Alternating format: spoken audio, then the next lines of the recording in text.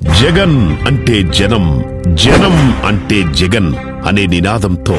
రాజన్న రాజ్యాన్ని మరల తీసుకొచ్చి ఈ రాష్ట్రాన్ని సుభిక్షంగా చేయాలనే సిద్ధాంతంతో తండ్రి ఆశయాలనే బలంగా, ఆదర్శాలనే బలగంగా ఎంచుకొని సైన్యాన్ని సిద్ధం చేసుకుని ప్రజా సమస్యలను స్వయంగా తెలుసుకోవాలనే నిర్దిష్టమైన అభిప్రాయంతో ప్రతి ఊరు, ప్రతి వాడ, ప్రతి మూల దాదాపు 3648 కిలోమీటర్ల పాదయాత్రను ప్రజా సంకల్ప యాత్ర పేరుతో 341 రోజుల పాటు స్వయంగా నడిచి ప్రతి కష్టాన్ని, సమస్యను తెలుసుకుంటూ వారికి అండగా నేనున్నాను అంటూ